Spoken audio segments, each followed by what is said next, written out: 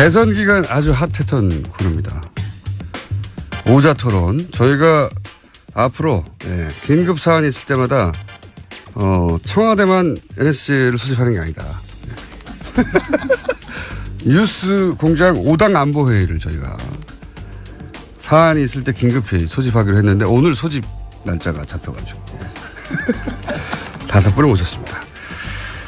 이제는 일당이 아니라 이제 여당이 됐기 때문에 첫 번째로 소개해드리겠습니다. 더불어민주당 이철희 의원 나오셨습니다. 안녕하십니까. 네, 자유한국당 정유섭 의원 나오셨습니다. 네, 안녕하세요. 네, 국민의당 송금주 의원 처음으로 나오셨습니다. 네, 안녕하십니까.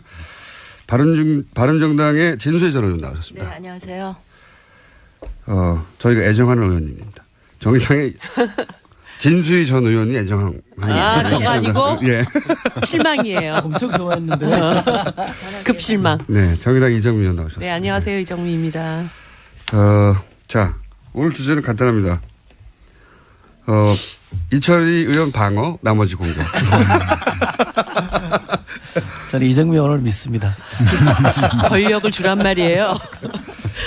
자, 그러면 이제 우선 여당이 됐으므로 네, 이철희 의원님께서 이낙연 총리 후보자 인사청문회가 이렇게 문제가 되고 있는데 이거 어떻게 해야 되느냐. 여당의 입장을 대변해 주신 다음에 얻어 터지시는 시간 갖도록 하겠습니다. 자. 제가 이낙연 총리 후보자 청문위원으로 참여했던 사람이라 쟁점이 뭐였는지는 잘 알고 있고요. 또 이게 과연 이제 그야말로 낙마시킬 사유냐 아니냐에 대해서는 뭐 제가 그 야당 청문위원들하고도 얘기를 해봤는데 그를 사유로 보시는 분들은 없는 것 같아요.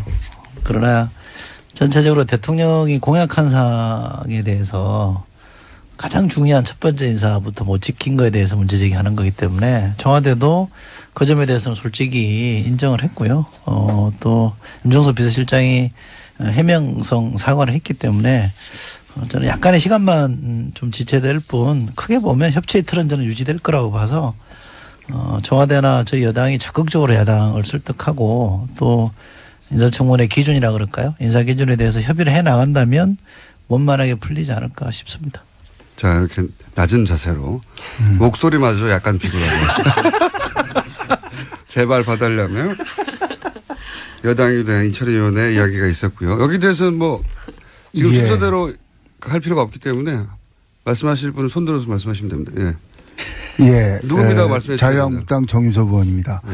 저도 이낙연 그 지사에 대해서 굉장히 의외였어요. 이게 4선 의원이시고 지사 지내고 그래가지고 그렇게 흠결이 없을 줄 알았는데 사람은 역시 털어서 먼지 안 나는 사람 없다. 그래가지고 완전한 사람은 없는 것 같습니다. 이낙연 의원이 과거 기준에 의하면 당연히 부적격이죠.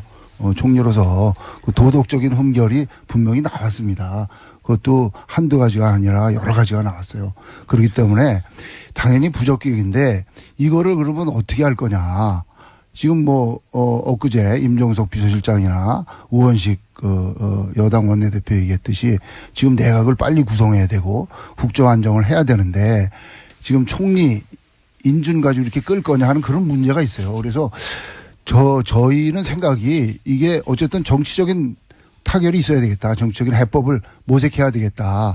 흠결은 있지만 지금 상황을 봐서 이거를 인준하는 것에 관해서 정치적으로 각 당에서 협의를 해서 결론을 내줬으면 좋겠다 그렇게 생각을 합니다.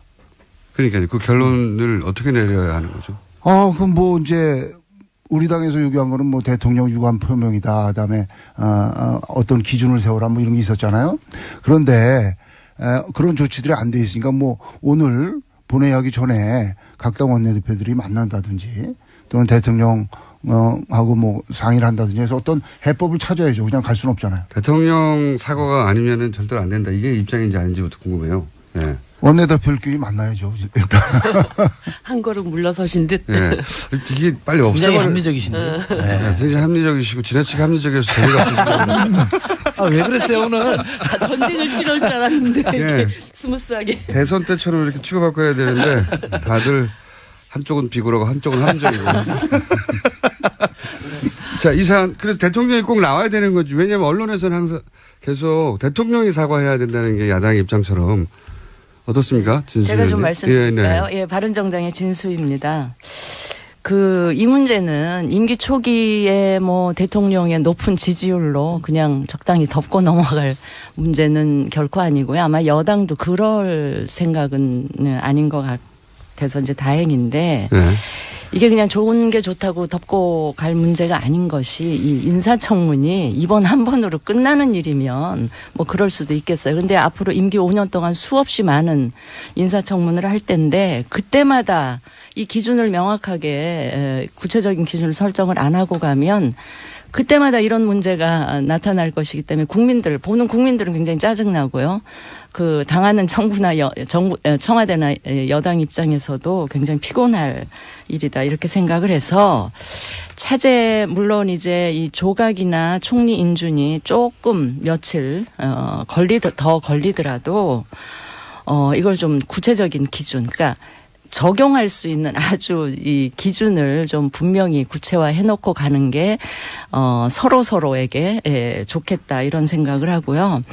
저는 개인적으로 이 대통령께서 후보 시절에 이 5가지 기준을 너무나 구체적이고 분명하고 단호하게 이야기를 하시는 걸 보고 저 개인적으로 좀 불안했어요. 저거 지키기 굉장히 힘들 텐데. 해보신 그다음에 분으로서. 예. 장관도 해보신 분으로서. 다른 공약하고는 달리 이거는 취임하자마자 그렇죠. 나타나는 일이기 때문에 저렇게 해서는 안 될 텐데 내심 불안했는데 이제 그게 현실로 예를 들어서 닥쳤습니다. 위장 전입 같은 경우에요. 용어가 네. 굉장히 무섭긴 한데. 예. 그러니까 제가 이제 다행히 예. 국정기획위원회에서도 그렇고 여당 입장에서도 좀 더 구체적인 기준을 마련하겠다고 나오니까 그건 다행이고요. 네. 그거를 해야지 안 그러면 그렇죠. 지금 뭐 이 정부는 다를 줄 알았는데 막상 굉장히 신선하고 굉장히 여성도 많이 예. 등용하고 그래서 국민들이 박수 치는데 뚜껑 열어보니까 이런 상황이라서 다들 네. 이제 실망이 됐을 텐데 조금 예컨대 위장 전입의 경우는 부동산 투기 목적 이외에 다른 네. 거는 좀 용인해 이렇게 주자는 풀어주는 이제. 네. 거라든지 국정 문제도 아들의 경우 병역 기피의 의도가 있지 않은 경우는 조금 풀어준다든지 이런 기준하는 기준을 좀 문제죠. 구체화하는 게 필요하고요. 지금 대통령 사과가 꼭 필요하냐 안 하냐 예, 이 예. 문제는 이게 지금 후보에서 대통령이 되신 지 정말 얼마 안 되셨잖아요. 그러니까 예. 국민들 기억 속에 그 약속한 게 너무나 분명하고 우리 흔히 하는 얘기로 잉크도 안 마른 뭐 이런 거기 때문에 대통령께서 꼭 사과가 아니라 조금 당신이 직접 인선도 나와서 발표하신 것처럼 한 번은 나오셔가지고 입장 이야기하시고 이렇게 하겠다라는 이야기를 해주시는 게 좋겠고요. 야당이 이렇게 지금 이야기를 하는 거를 여당 입장에서 그냥 반대를 위한 반대 뭐 발목 잡고 흠집낸다 이렇게 하실 일은 아니고 정말 여당이랑 협치를 위한 시작 출발점으로서 이걸 좀 분명히 해놓고 가자 이런 취지로 문제 제기한다는 걸 좀 이해하시고 좀 그렇게 잘 풀어나갔으면 좋겠어요. 네. 방금 내는 이철이 의원이 고개를 푹 숙이고 제 말이 뭐 구구절절 맞으니까 그렇죠. 진수 의원 잘하시네요. 굉장히 잘하세요. 예. 굉장히 잘하셔서 저희가 다른 멤버들은 계속 바뀌는데 진수 의원님이 계속 나오시고요. 러블리진. 예. 아니, 바른정당에 사람들이 좀 없어서 그렇습니다. 정유섭 의원님은 하는 거 봐서 계속 나올 거예요. 근데 이건 또 있긴 있지 않습니까? 초반에 말씀하신 대로 대통령의 인선이니 대통령이 초반에 나와서 설명해야 된다는 요구도 일리 있지만 한편으로는 대통령까지 굳이 나오지 않아도 되는 사안인데 정권 초반인데 이렇게 기선을 좀 제압하려는 대통령이 워낙 잘 나가니까 요새 인기가 그런 목적도 야당에는 마음 한구석에 있지 않습니까? 근데요 이게 너무 또 잘 나가다 보면 높은 지지율에 취해가지고 부담. 이게 최근에 왜 그 일부러 좀 떨어뜨려 주시려고? 아니. 약간 그게 취하다 보면 네. 이렇게 법이나 정해져 있는 룰도 자꾸 뛰어도 된다라는 유혹에 착각을 할까봐. 빠지고 그렇게 되면 실수가 나올 수도 있고 최근에 왜 저기 검찰 뭐죠 서울중앙지검장 임명하는 네네. 과정에도 약간 문제 제기가 있었잖아요. 그런 식 뭐 4대강 정책감사 지시하는 것도 이 프로토콜에서 좀 어긋나는 이런 문제들이 너무 발생할 높아서. 수가 있기 때문에 네. 제가 정신 누구죠? 차리라고. 유시민 전 장관이 방송에서 조금 이렇게 미리 그 워닝이라고 보기엔 그런데 충고를 좀 하셨던데 그거랑 같은 맥락에서 제가 드리는 말씀입니다. 그러면 여당으로 가셔야 될 분인 것 같은데요. 너무 높아서 실수할까봐 이 우려에 대해서 너무 감동적이지 네, 않습니까? 너무 지나치게 감동적인데 이철희 의원님은 이 우려에 대해서 어떻게 생각하십니까? 고맙죠. 이 코너는 다음 시간에 폐지될 것 같습니다. 대통령이 꼭 나와야 된다에 대해서는 어떻게 생각하세요? 저는 민주주의가 발전하는 과정이라고 봅니다. 지난 정부에서 논란이 벌어졌던 것에 비하면 이 정부에서 벌어지는 논란은 훨씬 진전된 거라고 저는 생각하기 때문에 이것 자체를 이렇게 나쁘게 바라보지는 않고요. 또 야당이 전부는 아닙니다만 야당의 일부가 뭐 기싸움 차원에서 대통령에게 사과를 요구하는 측면도 있겠죠. 뭐 그거 가지고 그러나 시비 걸 생각은 없고요. 인사권자인 대통령이 주권자인 국민에게 이만저만한 사정에 대해서 충분히 설명하고 해명하는 건 좀 필요하다고 봅니다. 그래서 대통령이 나와서 설명하는 것도 필요하다. 근데 저는 비서실장이 한 것도 사실은 대통령의 워딩이고 언급인데 그것조차도 좀 부족하다고 하니 저희가 협치 차원에서 국회 존중 차원에서 또 야당과 계속 협력해서 간다는 차원에서 대통령이 설명하는 것도 저는 나쁘지 않다고 봅니다. 개인 의견이면 토를 달아서. 감비구를 하죠. 예. 그래서 청와대에 못 들어간 거예요. 아니 그런데 이제 제가 이번 과정을 보면서 많은 분들이 인사청문회 원칙과 기준을 좀 더 세분화해야 된다 이런 얘기들을 많이 하시잖아요. 그런데 문재인 대통령께서 후보 시절에 얘기했던 인사 5원칙이라고 하는 것은 지난 시절에 고위공직자들이 진짜 네. 누구든 이런 문제를 피해갈 수 없었고 또 근데 다 그러니까 그냥 또 덮고 가고 그러면서 이런 관행이 계속 반복되어 왔던 것에 대해서 이제 한 번은 끊고 가자라고 하는 의지가 네. 있었던 것이고 정의당입니다. 예, 그래서 아까 이제 뭐 부동산 투기 목적 얘기하셨지만 교육 목적으로의 위장 전입들도 또 있는 것이거든요. 예. 그래서 뭐 여러 가지 그 대원칙에 대한 그 세부적인 기준을 마련한다라고 하는 것에 대해서는 동의를 하지만 이것이 야 해보니까 진짜 다 어쩔 수 없더라 이러면서 이 원칙 자체가 흔들리면서 국민들이 어떤 특권과 불공정에 대한 강력한 그 혁신을 바라는 이런 마음에 다시 좀 상처를 주는 방식은 아니었으면 좋겠다. 그래서 하자가 있었던 부분은 진짜 하자가 있다.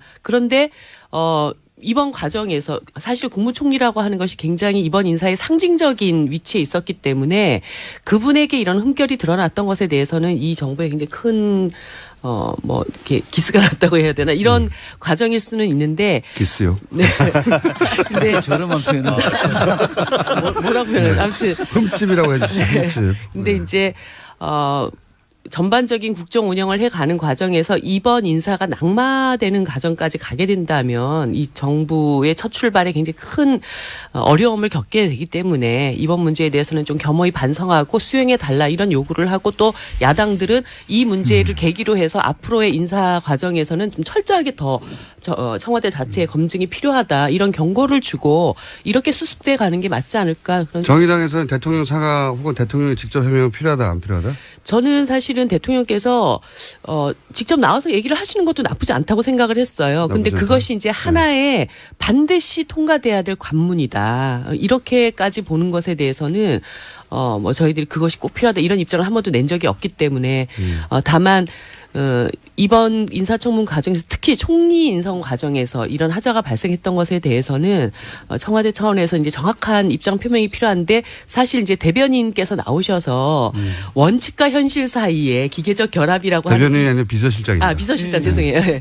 이 기계적 결합이라는 것이 참 어렵더라. 그래서 결국 우리가 그런 원칙을 세웠지만 현실에서는 그게 다 적용되지는 않는다라고 하는 뉘앙스로 이 이야기가 좀 전달되는 바람에 그게 뭐야? 뭐 비서실장의 해명이 이렇게. 좀 부적절했다. 네, 좀 그런 그러면 뉘앙스를 이철희 줬죠. 의원님이 보강해 주셔야죠 그러면.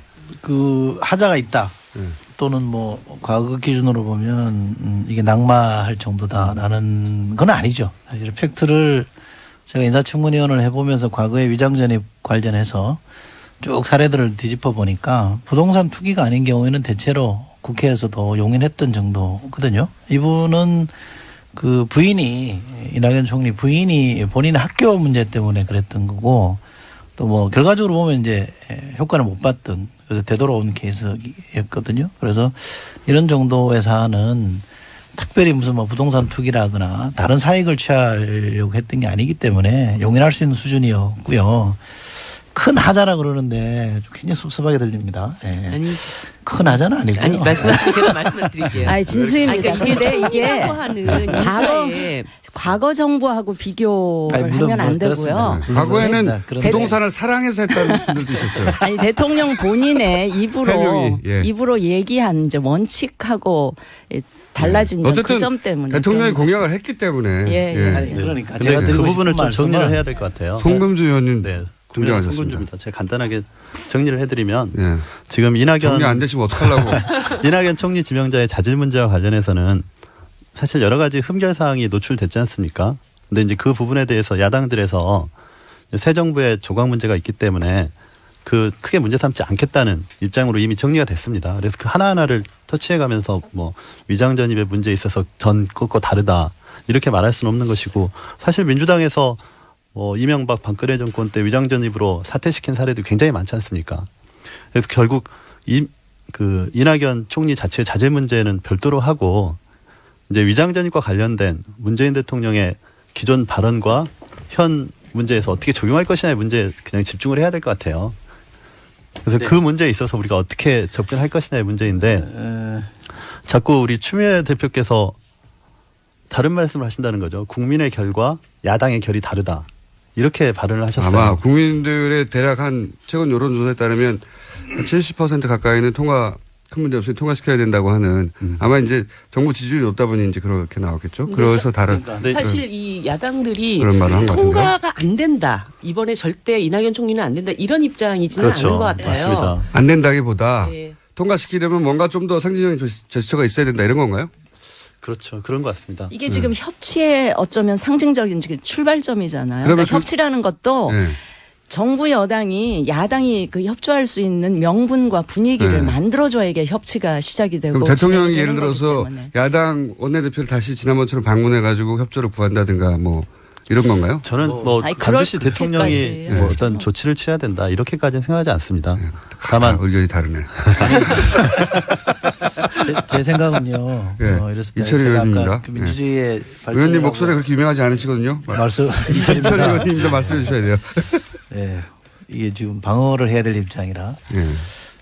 지자체의 자세도 낮고요. 저 오자솔은 대선 때는 이렇게 고개를 들고 그냥 사방팔방 덤비기만 해라 막 다 두드려 팰 테니 이런 표정이었는데 지금은 고개를 푹 숙이고 어깨가 그 후보로서 사실은 국민 눈높이에 맞추기 위해서 5대 기준을 마련한 것부터가 저는 진전이라고 보고요. 또 대통령이 되고 나서 사실은 야, 그때 얘기하고 지금 얘기하고 다르더라. 어쩔 수 없다. 너무 발목 잡게 하지 마라. 이렇게 청와대가 나오지 않은 것만 해도 저는 상당히 진전된 자세고 이 문제에 대해서 야당의 목소리를 들으려고 하고 그러면서 이 기준의 자체도 좀 과했던 측면에 대해서는 좀 고치겠다. 이런 설득하는 과정이 저는 상당히 좀 차별화된 지점이라고 봅니다. 그런 정도이기 때문에 국민들이 약간의 흠결에도 불구하고 해줘야 되는 거 아니냐 이런 여론이 많은 것 같고요. 저도 완전 완벽하다 이렇게 주장하는 건 아닙니다만 집권 초기고 지금 인수위 없는 지금 집권이잖아요. 그러니까 이게 총리도 지금 없어요. 그러니까 이 인사 제청을 할 사람도 없는 상황이라 굉장히 난감한 국면이거든요. 근데 지금 북한은 미사일 계속 쏘고 경제 위기는 계속 가중되고 있기 때문에 이런 점을 좀 감안해 주십사. 지금 청와대나 정부 여당도 막 큰 소리 치는 게 아니라 우리도 좀 반성할 대목이 있다라고 하는 거니 좀 대성적 차원에서 좀 풀어달라 이렇게 말씀드리고 있는 거지. 우리가 국민 눈높이와 왜 야당 눈높이가 다르냐 이렇게 흔히 말하듯이 급박하는 건 아니니까 그렇게 오해하지는 마시고요. 좀 도와주십시오. 송금주 의원입니다. 아니 저도 100% 동감합니다. 네. 그런 분에 동감하는데. 아니 이철희 의원이 도와주십자는 처음 봐가지고요. 납작. 아니 보니까 역시 여당이 됐습니다. 과거의 여당의 결하고 비슷한. 북한 미사일 나오고 말씀하시는데. 경제 위기 나오고. 근데 사실 과거의 여당이 이렇게 납작 엎드리지는 않았어요. 그렇죠. 우리가 뭐가 잘못했는데 그러면서 그렇죠. 그때는 끝까지 협박했죠. 버텼지. 감사합니다. 민생 때문에 아니, 그래서 당신들이 예. 이철희 의원님 방금 발언과 과거 얘기하지 별도로 맙시다. 미래 얘기를 해야지 왜 과거 얘기를 해요. 그러니까 저 청와대 비서실장 자유한국당에- 나오셔서 바로 조치를 취하신 거는 합당하다고 생각합니다. 근데 이제 잠깐만요. 네. 자유한국당 정유섭 의원님이 과거 얘기 좀 하지 맙시다라고 하신 거죠. 네. 예, 예. 목소리를 아직 사람들이 모르기 때문에 목소리 지문이 아직 귀에 안 박혔어요. 아니 저는 그래요. 과거에 아니, 발음 타이밍은 아니고요. 발음 송금주 의원님이 하셔야 되는데 목소리 툭 튀어나와서 다 웃었는데 왜 웃었는지 목소리만은 모르실 것 같아서 제가 설명을 드린 거고요. 예. 계속 할까요? 네네. 네. 송금주 의원입니다. 청와대 비서실장이 직접 신속하게 나와서 입장을 발표하신 건 잘하신 것 같아요. 그리고 이제 그렇기 때문에 논의의 물꼬가 튀었고 아까 이철희 의원님 말씀하신 것처럼 이 문제가 인준을 안 하는 것까지 가지는 않을 거라고 저는 생각합니다. 또 국민의당 입장에서도 적극적으로 호남 출신이어서 그렇지 않습니다. 이 정부, 문재인 정부가 잘하길 바라는 마음에서 지금 여러 가지 하자나 흠결에 대해서 적극적인 입장을 밝히지 않는 건데요. 다만 이 공을 갖다가 야당에 던져놓고 야당에서 어떻게 입장을 바꿔달라 이렇게 해서는 안 될 것 같습니다. 우원식 원내대표께서 어제 하신 것처럼 또 청와대에서 적극적으로 개입하는 것처럼 야당들을 설득하는 그리고 좀 명분을 제시해줘야 되지 않을까 이렇게 생각합니다. 예, 진수입니다. 세상에 이런 야당들이 과거에 있었습니까? 이런 야당들을 가진 건 여당 행복하게 생각하셔야 돼요. 그 제가 볼 때는 행복하십시오, 이철희 이번 의원님. 그 청문 그 인사 과정을 이렇게 보면 좋을 것 같은데 여당은 절대 평가의 네. 기준을 갖고 임하고 야당은 상대 평가. 이 기준을 갖고 임해서 그 안에서 어떤 공통점이 찾아지지 않을까. 그러니까 여당 입장에서는 대통령께서 하신 말씀에 절대적으로 부응하기 위한 노력을 좀 해나가면서 야당의 입장에서는 그런 과정에서 문제가 발생하면 문제 제기는 하되 어떤 상대 평가에서 뭔가 이렇게 초기에 국정을 좀 안정시키는데 협치를 해나갈 수 있는 뭐 그런 노력 이런 것이 잘 어우러지면 좋겠다 이런 생각이 들었습니다. 저도 이제 말씀드리면 자유한국당에? 예, 정유섭 의원입니다. 저희도 뭐 이 새 정부 출범하는데 발목 잡고 싶은 생각은 없어요. 있는 거 같으시던데. 없어요. 근데 보면 이 위장전입이 벌써 그 이낙연 총리 후보 또 김상조 또 강경화 이 계속 나오잖아요. 그러니까 기준은 분명히 하고 또 문 대통령이 후보 시절에 얘기한 5대 배제 원칙을 절대 임명 안 하겠다고 했던 거에 대한 유감 표명은 있어야죠. 그리고 정치적인 타협을 해야지. 이게 계속 나올 겁니다. 그렇지 않으면 이 문제 가지고 계속 후보 하나하나마다 낙마시키는 문제 가지고 싸워야 되니까 유감 표명하실 걸 하시고 정치적으로 타협할 걸 하고 그게 해결책이 아닌가 그렇게 생각을 해요.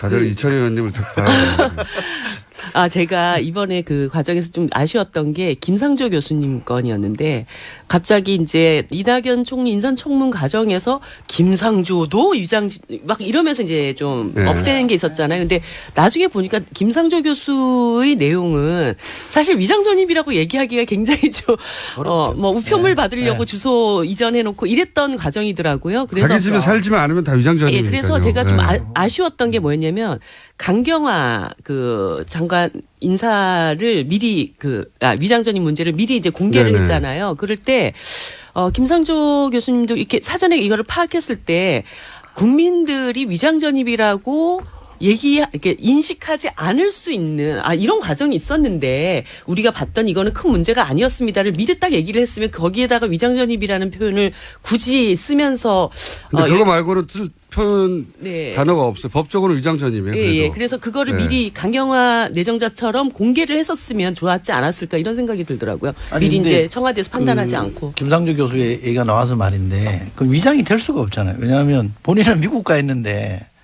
주소 우편물 받기 위해서 어떤 주소를 해놓은 거는 위장전입이라는 아니 그러니까 위장하려도 위장이 안 되는 사실이기 때문에 이런 거는 좀 구분해 주는 게 맞다는 그러니까 거죠. 차제에 이제 네. 그런 기준들을 조금 구체화하자는 거죠. 주민법도 그럼 좀 바꿔야 되는 게 아닌가. 만약에 그렇다면 있잖아요.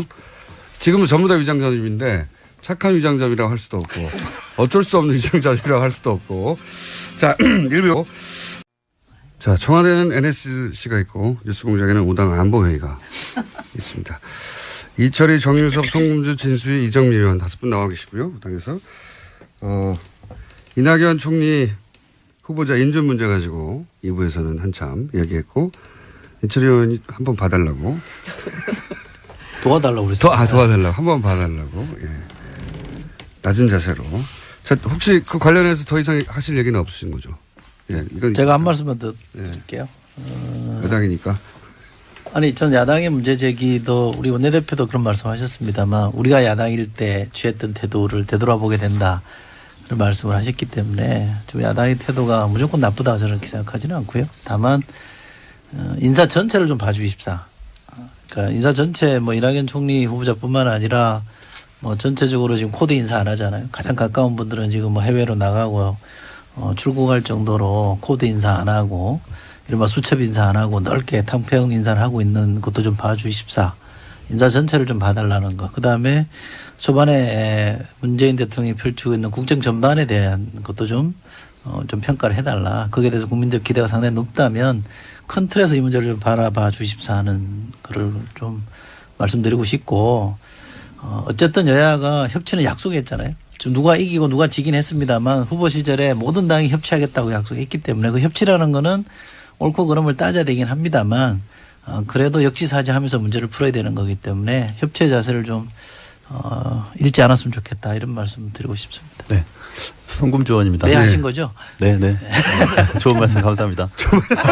좋은 말씀 감사합니다. 근데 저희가 그러나, 협치를 하고 있지 않습니까? 협치를 하기 때문에 드러난 많은 문제점에도 불구하고 총리 인준에 대해서 적극적인 입장인 겁니다. 그리고 전체적인 구도에서 인선을 봐달라는 부분 당연히 저희도 긍정적으로 평가하고 있습니다. 근데 그 부분은 그 부분인 것이고 또 개별 그 지명자에 대해서는 별도로 또 검증은 있어야 되는 것이고 그것이 법이 원하는 인사청문회 제도 그 바른 취지 아니겠습니까? 그런 것이고 이제 문재인 대통령께서 전반적으로 굉장히 잘하고 계십니다. 그렇기 때문에 이렇게 진한 허니문 기간을 갖고 계신 것 아닌가 싶고 다만 저희가 이제 우려하는 부분은 그 문재인 대통령의 그 청와대 들어가서의 어떤 행태적인 부분, 격이 없는 대화, 커피 타임을 갖고 또 보좌관들과의 사이에서 수석비서관 사이에서 대화를 통해서 어떤 국정 운영 방식을 정하는 그런 태도에 대한 부분들이 박근혜 전 대통령과 너무 다르기 때문에 이 진한 허니문 기간에 더더욱 국민들이 또 환호하고 또 지지하는 것 아니겠습니까? 그러나 그 부분과 이제 나타나는 이제 국정 운영 능력에 대한 부분은 별도인 것입니다. 그래서 그런 국정 운영에 대한 그 능력을 어떻게 보여줄 것이냐의 부분은 좀 더 치밀하고 또 조심스럽게 접근해야 되는 것 아닌가. 지금 몇 차례 훈령을 통해서 국민들이 원하는 여러 가지 조치들을 취했지만 그것들이 지금 약간 절차적인 문제도 제기되는 부분들이 있었습니다. 그래서 그 국정 운영에 대한 그 구체적인 실체적인 내용과 관련해서는 대통령께서 좀 더 치밀하고 또 여러 사람들의 의견을 들어보면서 접근하시는 것이 좋지 않나 이런 생각을 합니다. 이제 그렇게 할 겁니다. 네. 아니 지금 그렇게 안 하실까 봐 저희가 우려를 제기하는 아니, 거니까. 그렇게 할 겁니다. 지금 하는 거 보면 알잖아요. 될라면은 떡잎부터 알아본다고. 아니 초반에 하는 거 보면 5년 네. 동안 어떻게 할 건지 보이지 않습니까? 계속 그렇게 할 겁니다. 그럼 계속 훈령으로 하실 건가요? 아니 법으로 해야죠. 네, 그러니까 협치가 중요합니다. 자유한국당에서 하실 말씀이 있으신 것 같아요, 옆에서. 아니 저는 초심을 잃지 말라고 말씀드리는 거예요. 충고드리는 거고. 초심을 읽기 원하지 않으십니까 혹시? 그렇지 않습니다. 저는 지금까지 대통령들이 계속 실패했기 때문에 그로 인해서 국민들이 민생에서 보는 피해가 많았어요. 그래서 제발 좀 이번에는 성공한 대통령 되기를 바랍니다. 그게 무슨 정당을 떠나서 국가와 국민들을 위한 것이기 때문에 그걸 뭐 실패한 대통령 이런 거는 절대 원하지 않습니다. 한마디만 말씀드릴게요. 진수입니다. 협치 강조를 하시니까 다시 한번 드리는 말씀인데 협치에 야당이 협치할 수 있도록 하는 명분과 분위기는 여당이 만들어 주는 게 우선돼야 되고요. 그리고 협치를 야당한테 무조건 강요하시는 거는 좀 안 맞다. 아까 이제 너무 비굴한 자세라는 얘기를 들으셔서 그런지 모르겠는데 아까 송금주 의원 하시는 얘기 그렇게 할 겁니다. 라는 자체가 다시 자세가 조금 알겠습니다가 아니고 그렇게 할 겁니다. 아까 너무 비굴했나? 이러면서 제가 약간 걱정되기 시작했어요. 어떻게 얘기해야 되는 거죠? 무릎 꿇고.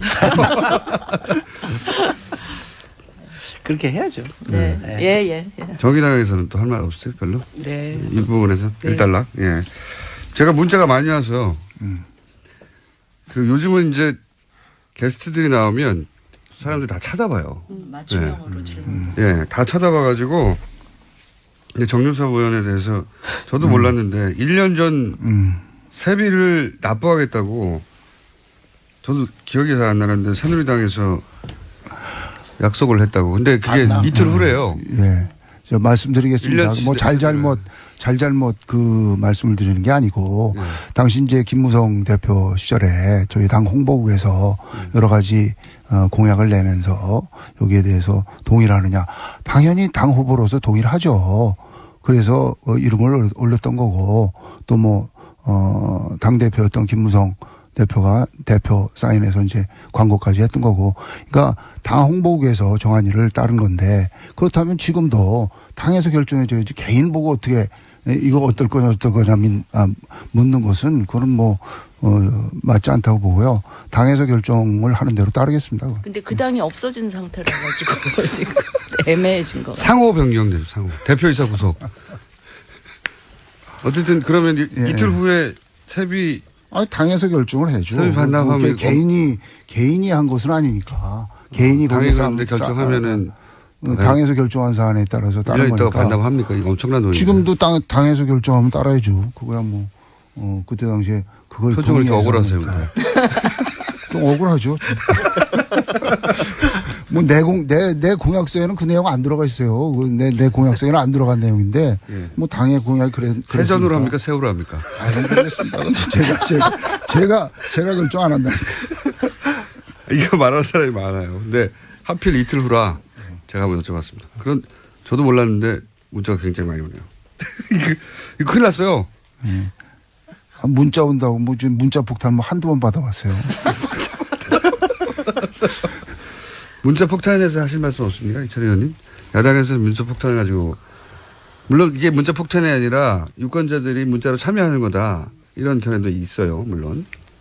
근데 어쨌든 문자가 저쪽에 쏟아지는 것에 대해서 그 인사청문회 할 때 그 동료 의원들 중에 이렇게 질의하면서도 그 억울하다 이게 좀 과하지 않냐 이렇게 문제제기 하신 분들이 있었어요. 저도 뭐 사실은 문자를 받아본 사람이기 때문에 많이 받아보신.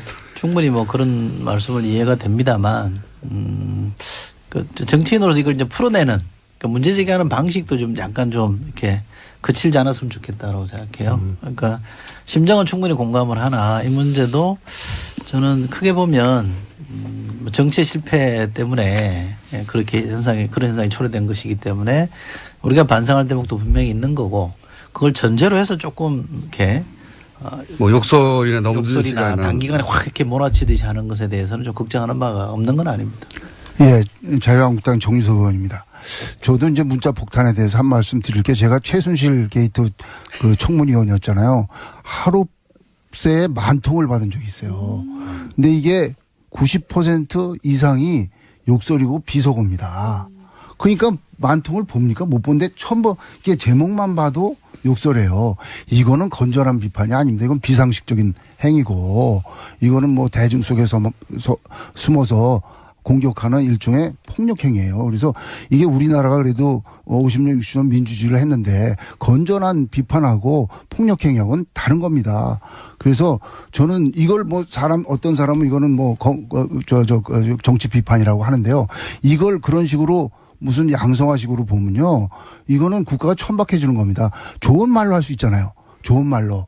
욕지거리, 비속어 이렇게 해가지고 하는 거를 건전한 비판이라고 하면 그거는 이런 거는 비판을 하더라도 좋은 말로 해야 된다. 저는 그렇게 말씀드리고 싶습니다. 네, 제가 한 말씀 드릴게요. 네. 예, 국민의당 송금주 의원입니다.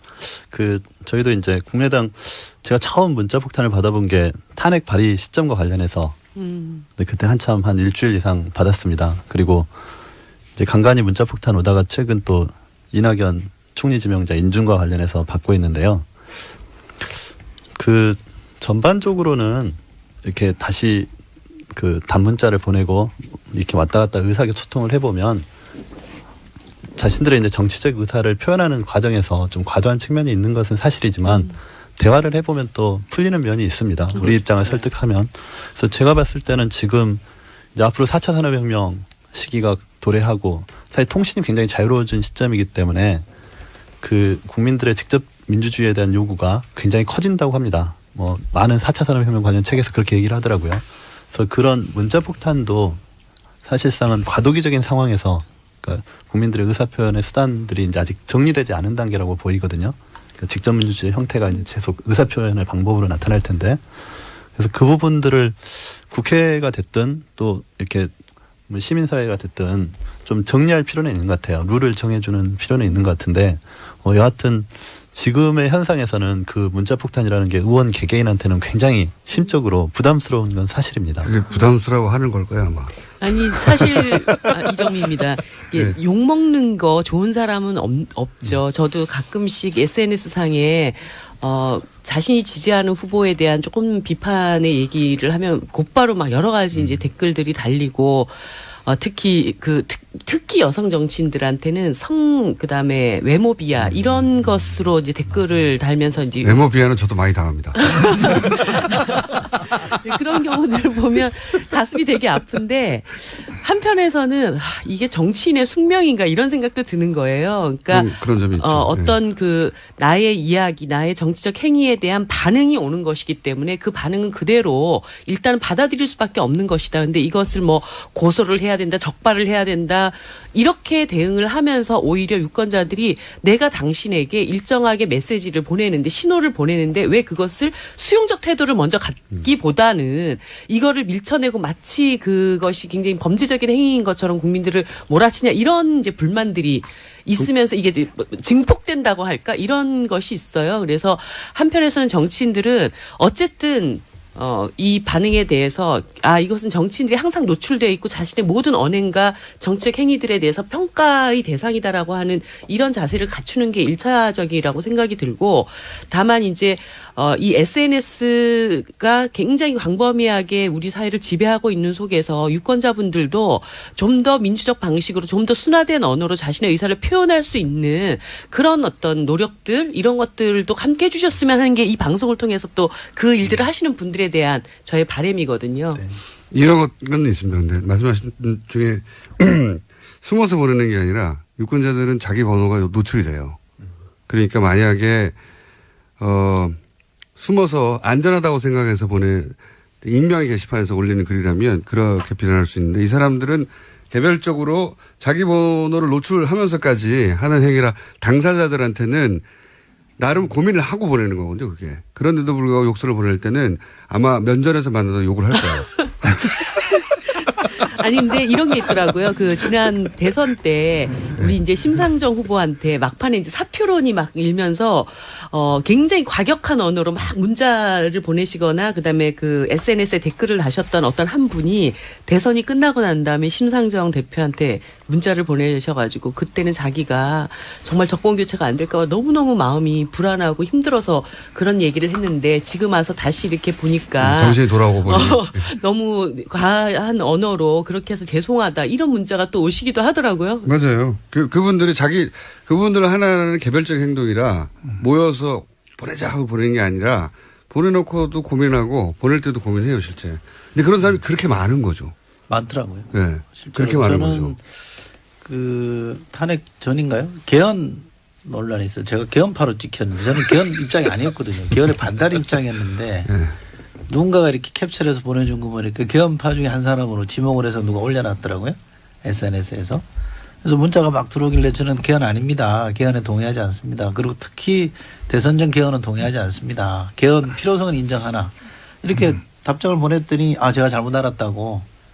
그렇다면 제가 죄송하다고 이런 문자를 보내는 거 보면 그 언어를 약간 격하게 쓰시는 분들이 있긴 하지만 대체로는 자기 주장을 하기 위해서 문자를 보내는 그렇죠. 건 분명한 것 같아요. 근데 이게 어깨동무하고 어디 모여가지고 갑자기 확 보내는 게 아니거든요. 근데 그렇게 오해하기 쉽죠. 근데 한 번에 오니까. 중간에 정보를 좀 왜곡하시는 분들은 좀 있는 것 같아요. 그거는 조금 좀 주의를 해야 될 것 같아요. 칭찬 문자는 혹시 못 받아보셨습니까? 칭찬이요? 예. 칭찬도 있죠. 근데 칭찬은 한 1, 2%? 1%.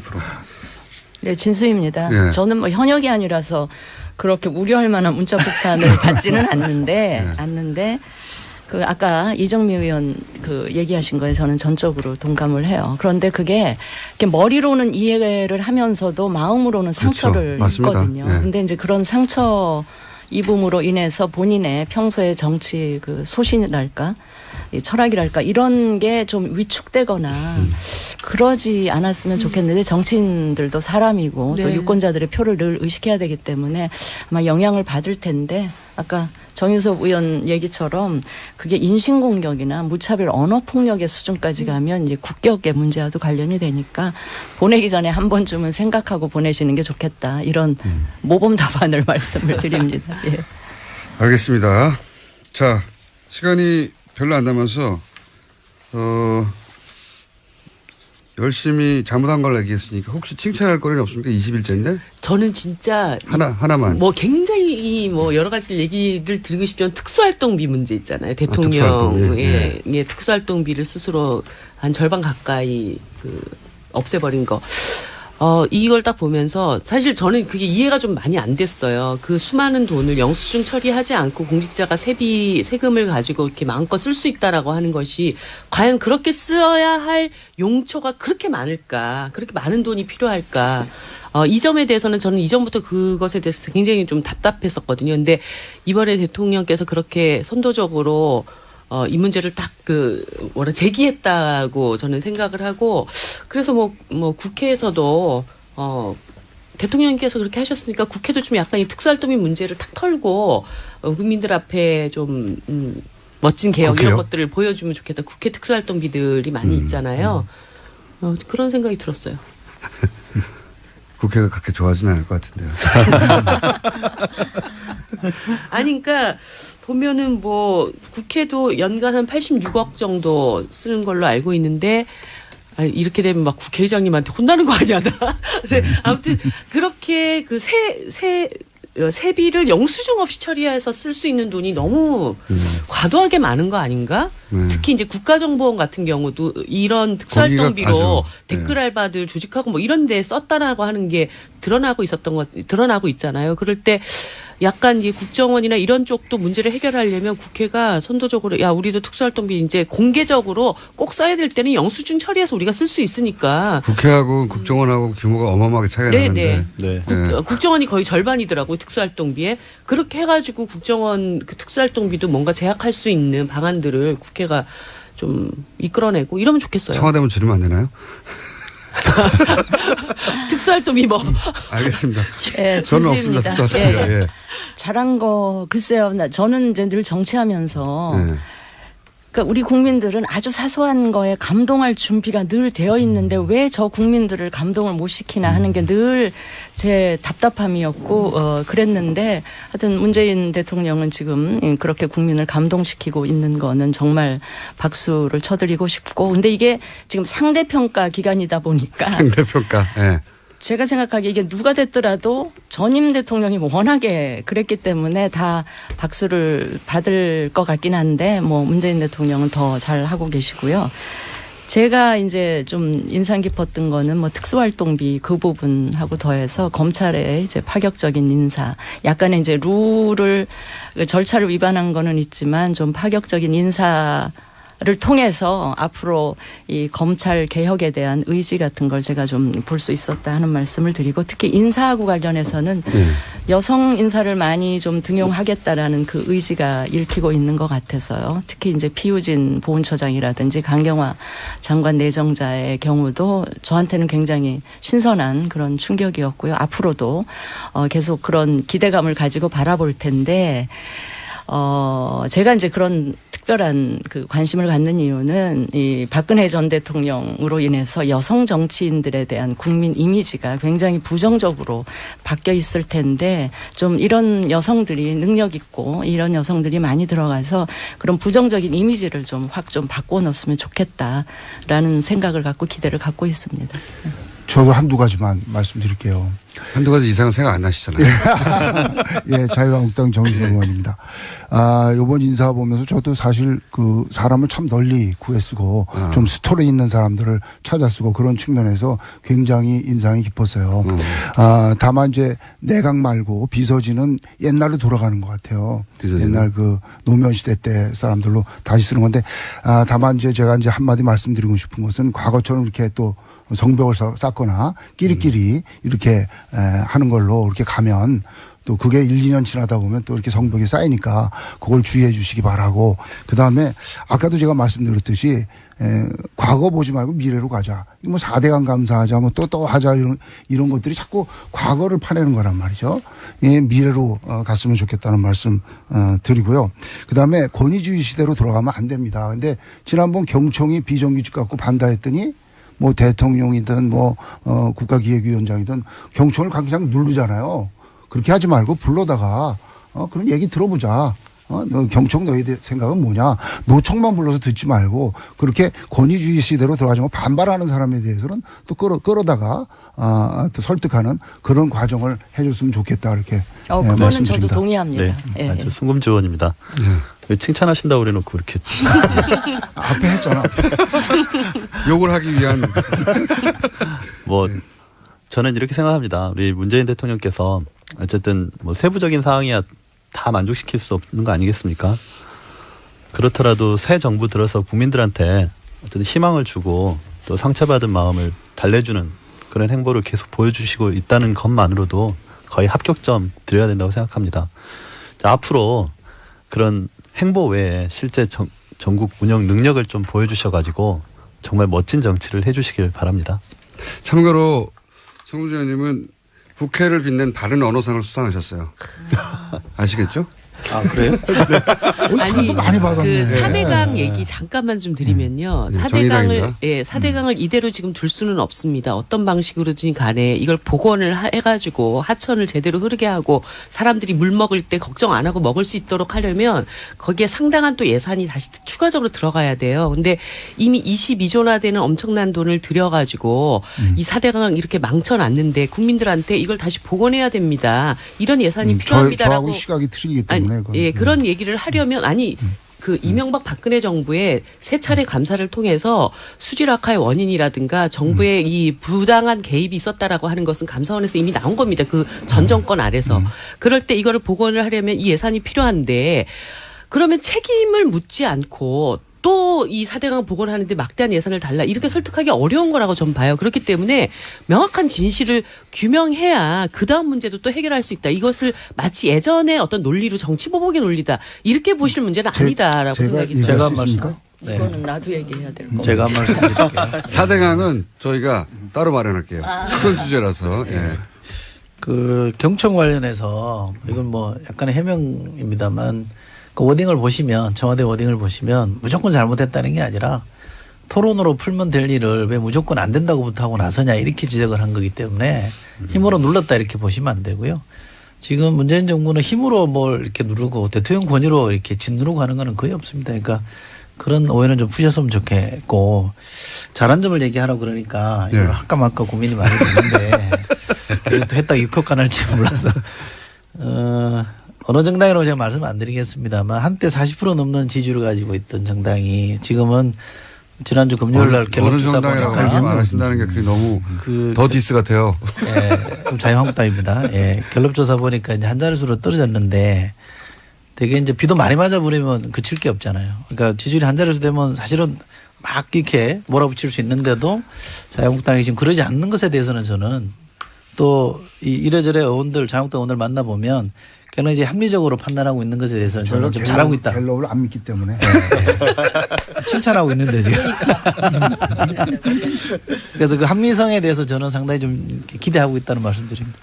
자, 오늘 이 정도 해야 될 것 같습니다. 왜냐면은 더 가봐야 너무 훈훈하고 박 터지게 싸우고 머리끄댕이를 잡아야 제가 신나고 싸우는 사이에 화장실도 갔다 오고 하는데 다들 너무 담담하시고 하지만 조만간 다시 이제 싸울 날이 오겠죠. 4대강도 있고 4대강 하면 또 하실 말씀이 또 많은 분들이 많잖아요. 예, 알겠습니다. 이 4대강 해서는 또 편의도 다르게 갈리겠죠. 예. 오늘은 여기까지 뉴스공장에서 마련한 사안이 있으면 이분들을 즉각 모셔가지고 5당 안보회의를 하는 것으로. 자, 더불어민주당의 이철희, 자유한국당의 정유섭, 국민당의 송금주, 바른정당의 진수희, 정의당의 이정미 의원이었습니다. 감사합니다. 고맙습니다. 감사합니다. 고맙습니다. 감사합니다. 다 그러니까 그냥 또 덮고 가고 그러면서 이런 관행이 계속 반복되어 왔던 것에 대해서 이제 한 번은 끊고 가자라고 하는 의지가 있었던 것이고. 정의당입니다. 예, 그래서 아까 이제 뭐 부동산 투기 목적 얘기하셨지만 교육 목적으로의 위장 전입들도 또 있는 것이거든요. 예. 그래서 뭐 여러 가지 그 대원칙에 대한 그 세부적인 기준을 마련한다라고 하는 것에 대해서는 동의를 하지만 이것이 야 해보니까 진짜 다 어쩔 수 없더라 이러면서 이 원칙 자체가 흔들리면서 국민들이 어떤 특권과 불공정에 대한 강력한 그 혁신을 바라는 이런 마음에 다시 좀 상처를 주는 방식은 아니었으면 좋겠다. 그래서 하자가 있었던 부분은 진짜 하자가 있다. 그런데 이번 과정에서 사실 국무총리라고 하는 것이 굉장히 이번 인사의 상징적인 위치에 있었기 때문에 그분에게 이런 흠결이 드러났던 것에 대해서는 이 정부에 굉장히 큰 뭐 이렇게 기스가 났다고 해야 되나 이런 과정일 수는 있는데 기스요. 네. 근데 저렴한 표현은 뭐라고 표현을 아무튼 흠집이라고 해주시죠. 흠집. 근데 이제 전반적인 국정 운영을 해가는 과정에서 이번 인사가 낙마되는 과정까지 가게 된다면 이 정부의 첫 출발에 굉장히 큰 어려움을 겪게 되기 때문에 이번 문제에 대해서는 좀 겸허히 반성하고 수용해달라 이런 요구를 하고 또 야당들은 이 문제를 계기로 해서 앞으로의 인사 과정에서는 좀 철저하게 더 청와대 자체의 검증이 필요하다 이런 경고를 주고 이렇게 수습돼 가는 게 맞지 않을까. 그런 정의당에서는 대통령 사과 혹은 대통령이 직접 해명 필요하다 안 필요하다? 저는 사실은 대통령께서 직접 나와서 얘기를 하시는 것도 나쁘지 않다고 생각을 했어요. 근데 그것이 이제 하나의 반드시 통과돼야 될 관문이다. 이렇게까지 보는 것에 대해서는 뭐 저희들이 그것이 꼭 필요하다 이런 입장을 한 번도 낸 적이 없기 때문에 다만 이번 인사청문 과정에서 특히 총리 인선 과정에서 이런 하자가 발생했던 것에 대해서는 청와대 차원에서 이제 정확한 입장 표명이 필요한데 사실 이제 대변인께서 나오셔서 원칙과 현실 사이에 기계적 결합이라고 대변인이 아니라 비서실장입니다. 비서실장 죄송해요. 이 기계적 결합이라는 것이 참 어렵더라. 그래서 결국 우리가 그런 원칙을 세웠지만 현실에서는 그게 다 적용되지는 않는다라고 하는 뉘앙스로 이 이야기가 좀 전달되는 바람에 비서실장의 해명이 좀 부적절했다. 네, 좀 그런 그러면 뉘앙스를 이철희 줬죠. 의원님이 보강해 주셔야죠 그러면. 그 하자가 있다. 또는 뭐 과거 기준으로 보면 이게 낙마할 정도다라는 건 아니죠. 사실 팩트를 제가 인사청문위원을 해보면서 과거의 위장전입 관련해서 쭉 사례들을 뒤집어 보니까 부동산 투기가 아닌 경우에는 대체로 국회에서도 용인했던 정도거든요. 이분은 그 부인이 이낙연 총리 부인이 본인의 학교 문제 때문에 그랬던 거고 또 뭐 결과적으로 보면 이제 효과를 못 봤던 그래서 되돌아온 케이스였거든요. 그래서 이런 정도의 사안은 특별히 무슨 뭐 부동산 투기라거나 다른 사익을 취하려고 했던 게 아니기 때문에 용인할 수 있는 수준이었고요. 큰 하자라 그러는데 좀 굉장히 섭섭하게 들립니다. 네. 아니 큰 하자는 아니고요. 아니 말씀하시고 제가 말씀을 드릴게요. 진수입니다. 근데 이게 하는 인사에 과거 정부하고 비교를 하면 안 되고요. 과거에는 그렇습니다. 부동산을 사랑해서 했다는 분들도 있었어요. 아니 대통령 본인의 해명이, 입으로 얘기한 이제 원칙하고 달라진 점 어쨌든 그 점 때문에 대통령이 그런 공약을 했기 때문에. 아니, 그러니까 근데 제가 그 드리고 부분을 싶은 좀 정리를 말씀은 해야 될 것 같아요. 송금주 의원님 네. 등장하셨습니다. 송금주입니다. 제가 간단하게 정리를 해드리면 예. 지금 정리 안 되시면 어떡하려고. 이낙연 총리 지명자의 자질 문제와 관련해서는 사실 여러 가지 흠결 사항이 노출됐지 않습니까? 근데 이제 그 부분에 대해서 야당들에서 새 정부의 조각 문제가 있기 때문에 네. 대통령께서 꼭 사과가 아니라 조금 당신이 직접 인선도 나와서 발표하신 것처럼 한 번은 나오셔가지고 입장 이야기하시고 이렇게 하겠다라는 이야기를 해주시는 게 좋겠고요. 야당이 이렇게 지금 이야기를 하는 거를 여당 입장에서 그냥 반대를 위한 반대, 뭐 발목 잡고 흠집낸다 이렇게 하실 일은 아니고 정말 여당이랑 협치를 위한 시작, 출발점으로서 이걸 좀 분명히 해놓고 가자 이런 취지로 문제 제기한다는 걸 좀 이해하시고 좀 그렇게 잘 풀어나갔으면 좋겠어요. 네. 방금 내는 이철이 의원이 고개를 푹 숙이고 네. 제 말이 뭐 구구절절 맞으니까 그렇죠. 진수희 의원 잘하시네요. 굉장히 잘하세요. 예. 굉장히 잘하셔서 저희가 다른 멤버들은 계속 바뀌는데 진수 의원님이 계속 나오시고요. 러블리진. 예. 아니, 바른정당에 사람들이 좀 없어서 그렇습니다. 정유섭 의원님은 하는 거 봐서 계속 나올 거예요. 근데 이건 또 있긴 있지 않습니까? 초반에 말씀하신 대로 대통령의 인선이니 대통령이 초반에 나와서 설명해야 된다는 요구도 일리 있지만 한편으로는 대통령까지 굳이 나오지 않아도 되는 사안인데 정권 초반인데 이렇게 기선을 좀 제압하려는 대통령이 워낙 잘 나가니까 요새 인기가 그런 목적도 야당에는 마음 한구석에 있지 않습니까? 아, 근데요, 이게 예. 너무 또 잘 나가다 보면 예. 높은 지지율에 취해가지고 부담. 이게 최근에 왜. 그 일부러 좀 떨어뜨려 주시려고? 아니. 약간 그게 취하다 보면 예. 이렇게 법이나 정해져 있는 룰도 자꾸 뛰어도 된다라는 유혹에 착각을 할까봐. 빠지고 그렇게 되면 실수가 나올 수도 있고 최근에 왜 저기 검찰 뭐죠 서울중앙지검장 임명하는 네네. 과정에도 약간 문제제기가 있었잖아요. 그런 식 뭐 4대강 정책감사 지시하는 것도 이 프로토콜에서 좀 어긋나는 이런 문제들이 너무 발생할 높아서. 수가 있기 때문에 네. 제가 정신 차리라고. 유시민 전 장관이 방송에서 조금 이렇게 미리 그 워닝이라고 보기엔 그런데 충고를 좀 하셨던데 그거랑 같은 맥락에서 제가 드리는 말씀입니다. 그러면 여당으로 가셔야 될 분인 것 같은데요. 너무 높아서 실수할까봐 이 우려에 너무 대해서 감동적이지 네, 않습니까? 너무 지나치게 감동적인데 이철희 의원님은 이 우려에 대해서 어떻게 생각하십니까? 고맙죠. 이 코너는 다음 시간에 폐지될 것 같습니다. 대통령이 꼭 나와야 된다에 대해서는 어떻게 생각하세요? 저는 민주주의가 발전하는 과정이라고 봅니다. 지난 정부에서 논란이 벌어졌던 것에 비하면 이 정부에서 벌어지는 논란은 훨씬 진전된 거라고 저는 생각하기 때문에 이거 자체를 이렇게 나쁘게 바라보지는 않고요. 또 야당이 전부는 아닙니다만 야당의 일부가 뭐 기싸움 차원에서 대통령에게 사과를 요구하는 측면도 있겠죠. 뭐 그거 가지고 그러나 시비 걸 생각은 없고요. 인사권자인 대통령이 주권자인 국민에게 이만저만한 사정에 대해서 충분히 설명하고 해명하는 건 좀 필요하다고 봅니다. 그래서 대통령이 나와서 설명하는 것도 필요하다. 근데 저는 비서실장이 한 것도 사실은 대통령의 워딩이고 언급인데 그것조차도 좀 부족하다고 하니 저희가 협치 차원에서 국회 존중 차원에서 또 야당과 계속 협력해서 간다는 차원에서 대통령이 설명하는 것도 저는 나쁘지 않다고 봅니다. 개인 의견이면 토를 달아서. 감직으로 하죠. 예. 그래서 네. 청와대에 못 들어간 거예요. 아니 그런데 이제 제가 이번 과정을 보면서 많은 분들이 인사청문회 원칙과 기준을 좀 더 세분화해야 된다 이런 얘기들을 많이 하시잖아요. 그런데 문재인 대통령께서 후보 시절에 얘기했던 인사 5원칙이라고 하는 것은 지난 시절에 고위공직자들이 진짜 네. 누구든 이런 문제를 피해갈 수 없었고 또 근데 크게 문제 삼지 않겠다는 입장으로 이미 정리가 됐습니다. 그래서 그 하나하나를 터치해가면서 뭐 위장 전입의 문제에 있어서 전 것과 다르다 이렇게 말할 수는 없는 것이고 사실 민주당에서 뭐 이명박 박근혜 정권 때 위장 전입으로 사퇴시킨 사례도 굉장히 많지 않습니까? 그래서 결국 이낙연 총리 자체의 자제 문제는 별도로 하고 이제 위장 전입과 관련된 문재인 대통령의 기존 발언과 현 문제에서 어떻게 적용할 것이냐의 문제에 그냥 집중을 해야 될 것 같아요. 그래서 그 문제에 있어서 우리가 어떻게 접근할 것이냐의 문제인데 자꾸 우리 추미애 대표께서 다른 말씀을 하신다는 거죠. 국민의 결과 야당의 결이 다르다.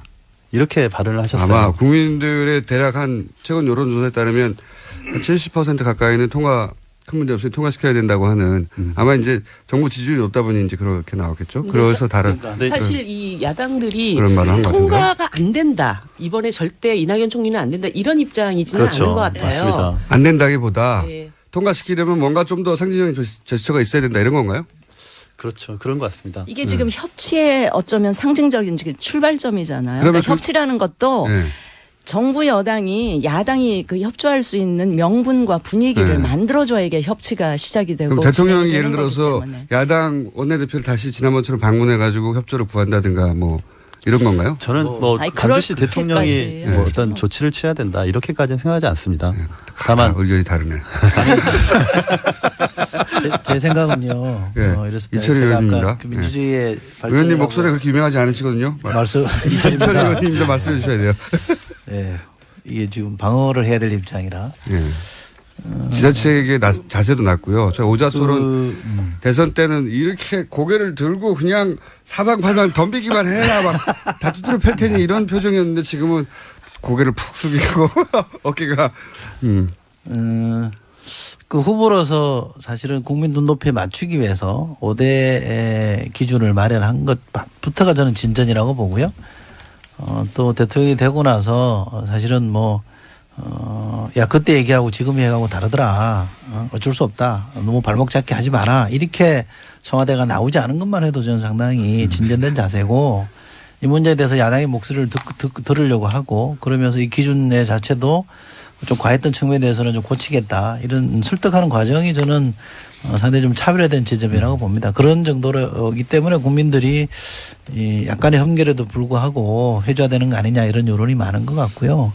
저도 완전 완벽하다 이렇게 주장한 건 아닙니다만 집권 초기고 지금 인수위 없는 지금 집권이잖아요. 그러니까 이게 총리도 지금 없어요. 그러니까 이 인사 제청을 할 사람도 없는 상황이라 굉장히 난감한 국면이거든요. 근데 지금 북한은 미사일 계속 쏘고 경제 위기는 계속 가중되고 있기 때문에 이런 점을 좀 감안해 주십사. 지금 청와대나 정부 여당도 막 큰 소리 치는 게 아니라 우리도 좀 반성할 대목이 있다라고 하는 거니 좀 대성적 차원에서 좀 풀어달라 이렇게 말씀드리고 있는 거지.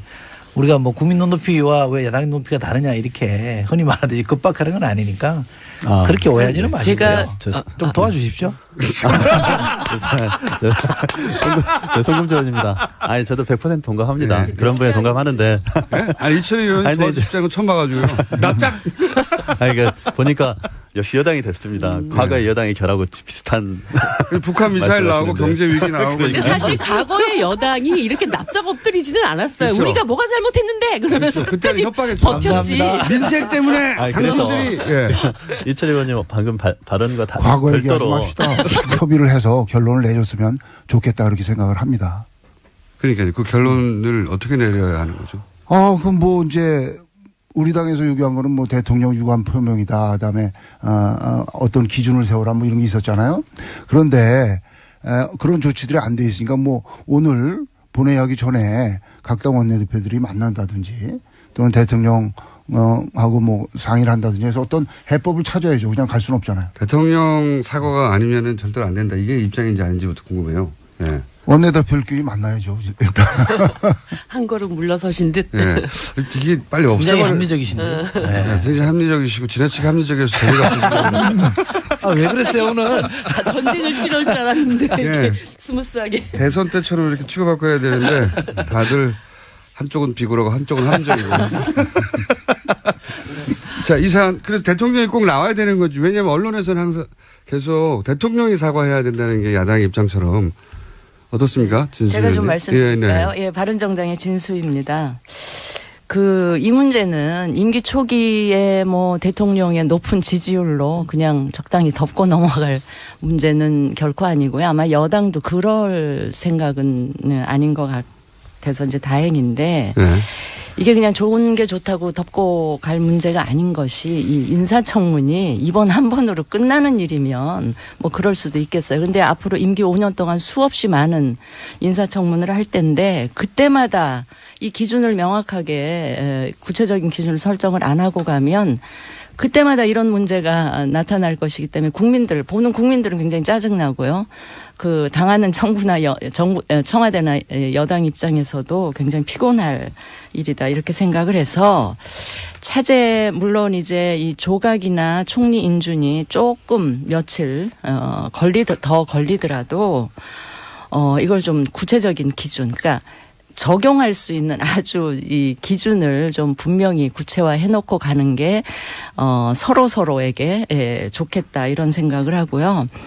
저는 개인적으로 이 대통령께서 후보 시절에 이 5가지 기준을 너무나 구체적이고 분명하고 단호하게 이야기를 하시는 걸 보고 저 개인적으로 좀 불안했어요. 저거 지키기 굉장히 힘들 텐데. 해보신 그다음에 분으로서. 예. 장관도 해보신 분으로서. 다른 공약하고는 달리 이거는 취임하자마자 그렇죠. 나타나는 일이기 때문에 저렇게 해서는 안 될 텐데 내심 불안했는데 이제 그게 현실로 예를 들어서 닥쳤습니다. 위장 전입 같은 경우에요. 용어가 네. 굉장히 무섭긴 한데 예. 그러니까 제가 이제 다행히 예. 국정기획위원회에서도 그렇고 여당 입장에서도 좀 더 구체적인 기준을 마련하겠다고 나오니까 그건 다행이고요. 예.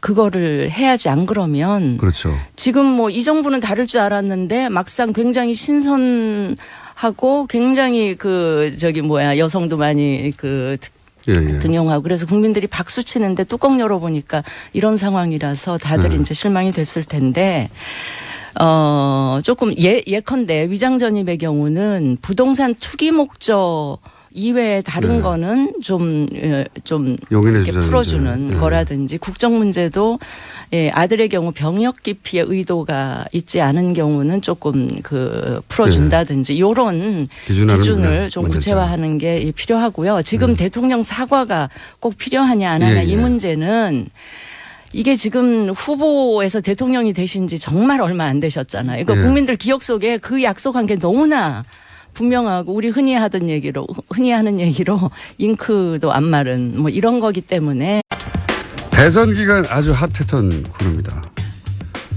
오자 토론. 저희가 앞으로 긴급 사안이 있을 때마다 청와대만 NSC를 수집하는 게 아니다. 뉴스 공장 5당 안보 회의를 저희가 사안이 있을 때 긴급히 소집하기로 했는데 오늘 소집 날짜가 잡혀가지고 5분을 모셨습니다. 이제는 일당이 아니라 이제 여당이 됐기 때문에 첫 번째로 소개해드리겠습니다. 더불어민주당 이철희 의원 나오셨습니다. 안녕하십니까? 네, 자유한국당 정유섭 의원 나오셨습니다. 네, 안녕하세요. 네, 국민의당 송금주 의원 처음으로 나오셨습니다. 네, 안녕하십니까? 바른정당의 진수희 전 의원 나오셨습니다. 네, 안녕하세요. 저희가 애정하는 의원님입니다. 정의당의 진수희 전 의원이 애정한. 저거 아니고? 예. 실망이에요. 엄청 좋아했는데. 급실망. 네, 정의당 이정미 의원 나오셨습니다. 네, 안녕하세요. 이정미입니다. 자, 오늘 주제는 간단합니다. 이철희 의원 방어, 나머지 공격. 저는 이정미 의원을 믿습니다. 권력을 주란 말이에요. 자, 그러면 이제 우선, 여당이 됐으므로, 네. 이철희 의원님께서 이낙연 총리 후보자 인사청문회가 이렇게 문제가 되고 있는데 이거 어떻게 해야 되느냐. 여당의 입장을 대변해 주신 다음에 얻어 터지시는 시간 갖도록 하겠습니다. 자. 제가 이낙연 총리 후보자 청문위원으로 참여했던 사람이라 쟁점이 뭐였는지는 잘 알고 있고요. 또 이게 과연 이제 그야말로 낙마시킬 사유냐 아니냐에 대해서는 뭐 제가 야당 청문위원들하고도 얘기를 해봤는데 그를 사유로 보시는 분들은 없는 것 같아요. 그러나 전체적으로 대통령이 공약한 사항에 대해서 가장 중요한 첫 번째 인사부터 못 지킨 거에 대해서 문제제기하는 거기 때문에 청와대도 그 점에 대해서는 솔직히 인정을 했고요. 또 임종석 비서실장이 해명성 사과를 했기 때문에 저는 약간의 시간만 좀 지체될 뿐 크게 보면 협치의 틀은 저는 유지될 거라고 봐서 청와대나 저희 여당이 적극적으로 야당을 설득하고 또 인사청문회 기준이라 그럴까요? 인사 기준에 대해서 협의를 해 나간다면 원만하게 풀리지 않을까 싶습니다. 자, 이렇게 낮은 자세로 목소리마저 약간 비굴하고 제발 봐달라며 여당에 대한 이철희 의원의 이야기가 있었고요. 여기 대해서는 뭐 지금 예. 순서대로 할 필요가 없기 때문에 말씀하실 분은 손들어서 말씀하시면 됩니다. 예. 예. 누굽니다? 말씀해 주세요. 자유한국당 정유섭 의원입니다. 예. 저도 이낙연 지사에 대해서 굉장히 의외였어요. 이게 4선 의원이시고 지사지냐고 그래가지고 그렇게 흠결이 없을 줄 알았는데 사람은 역시 털어서 먼지 안 나는 사람 없다. 그래가지고 완전한 사람은 없는 것 같습니다. 이낙연 의원이 과거 기준에 의하면 당연히 부적격이죠. 총리로서 그 도덕적인 흠결이 분명히 나왔습니다. 그것도 한두 가지가 아니라 여러 가지가 나왔어요. 그렇기 때문에 당연히 부적격인데 이거를 그러면 어떻게 할 거냐. 지금 엊그제 임종석 비서실장이나 우원식 여당 원내대표 얘기했듯이 지금 내각을 빨리 구성해야 되고 국정 안정을 해야 되는데 지금 총리 인준 가지고 이렇게 끌 거냐 하는 그런 문제가 있어요. 그래서 저희는 생각이 이게 어쨌든 정치적인 타결이 있어야 되겠다. 정치적인 해법을 모색해야 되겠다. 흠결은 있지만 지금 상황을 봐서 이거를 인준하는 것에 관해서 정치적으로 각 당에서